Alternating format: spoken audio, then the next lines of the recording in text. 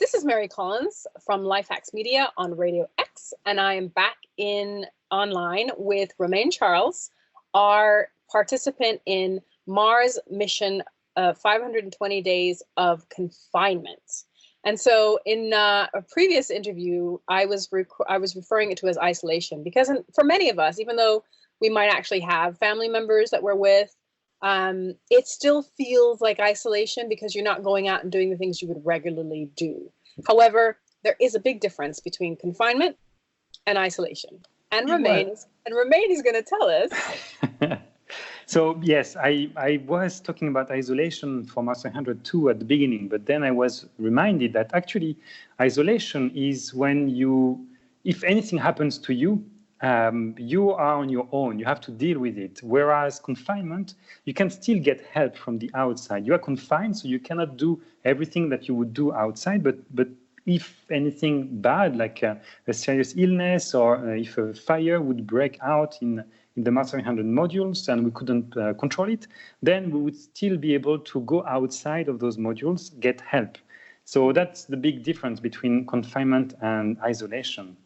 And if I may continue on this one, actually, there is a fun fact, is that a lot of people talk about Master 100 saying, yeah, it's not a real mission. And of course, it's not a real mission. It was just a simulation. And it was looking at the confinement. And they were saying that you are not, in Master 100, you are not isolated, which is true. However, in the middle of the mission, roughly, we were stuck talking with the other guys. And how do we feel? Do we feel like we are in space or not during this return trip to Mars? And I didn't feel like in space because we were walking, we were not floating like in space. So definitely not. And my reason knew exactly where I was inside those modules. They are physically in Moscow. I knew. However, the feeling I had was of isolation. I really felt like those modules had been taken and put on some mountain or in the middle of the desert. And it really felt like isolation, even though I knew it was confinement. Right. And this is something that a lot of people already feel like they're losing their mind. So there is a difference, people, between confinement and isolation. And unfortunately, if we don't stay home and we don't take precautions, we may end up in isolation. And that's not nice. That is being separated from your family, your friends, your loved ones, and also suffering, possibly, while being isolated. So this is something really, really important to consider. And you're right, Romain, it's the frame of mind people need to consider. And that's definitely a top Hakx, is your frame of mind makes all the difference in the world on how you get through this time, this pandemic, this confinement.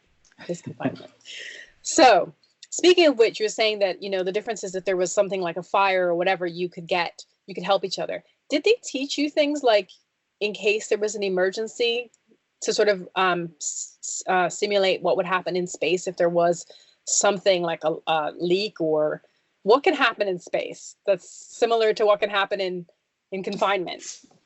So in space right now, at least on the International Space Station, you have 3 big emergencies. And those ones, the astronauts are trained to react directly. It's fire, it's rapid depressurization, and it's toxic atmosphere. Out of those 3, for Mars 100, it was mainly the fire, which was our biggest threat. And yes, we trained we learn how to control a fire. We learn where can we exit the modules if we are locked and blocked in any corner of it. And that's pretty much all we had. But yes, we consider those emergencies. And I like what was it? The last one, toxic environment. Toxic atmosphere. That's for space. Yes.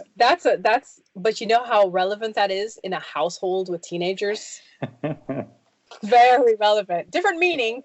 Yes. Maybe because I don't know. Young male adolescents let out a lot of toxic smells as well. To be fair. That's what I was told. Dogs. Right. Yeah. I have a bulldog, and trust me, toxic environment. But you adjust and you adapt, right? That's what. Yes. And so, what would your hacks be for a mentally toxic environment. How do you get through? I don't know if you guys ever fought, but if there was ever a tense moment, were you trained on how to deal with the buildup of, like, were you told there might be a buildup of different opinions or cabin fever, as they call it? So we were not really taught. We had some experiments which were looking at meditation as a way to cope with confinement. So some of us were doing meditation to try to mitigate those risks. But it was not, if you have attention, use that. It was more left to our own feeling how to deal with it. The main way was to communicate. However, something that at least helped me throughout these 520 days was to always remember why I was there. I had my two motivations and I could come back to that. And I think that today we also have a good motivation. We are confined in our homes to protect our family, our friends, our neighbors, to limit the spread of this virus. And this is really important. It's something that we should always remember. And the second thing that really helped me is that when I entered the Master 100 modules, I consciously told myself, okay, now those modules are my universe. Anything I cannot do here, I will just do it in a year and a half. And I had to use it a couple of times during that period. So I had some cravings sometimes, and I would just think, okay, when I get out, I will eat a beautiful croissant. It will be wonderful. And then a couple of days later, it was out and I could continue the mission without any problem. And to remind yourself that this situation we are in is temporary. It will have an end.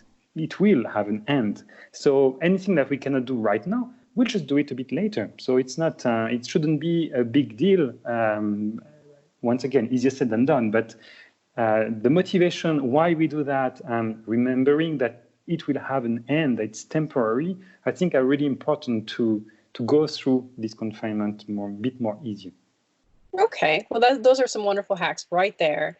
To understand the difference between isolation and confinement, and understand that if you don't stay home and you don't take precautions, you may end up in isolation really by yourself, other than the medical staff around you who are working too hard to say hello and have a conversation with you. And secondly, you might get a craving or a little bit frustrated because you had plans for this and for that and for whatever else. But when it comes down to it, these things can happen later. Stay calm, stay cool, stay safe, stay home. Thank you so much, Romain. It's been a pleasure. Thanks to you, Mary.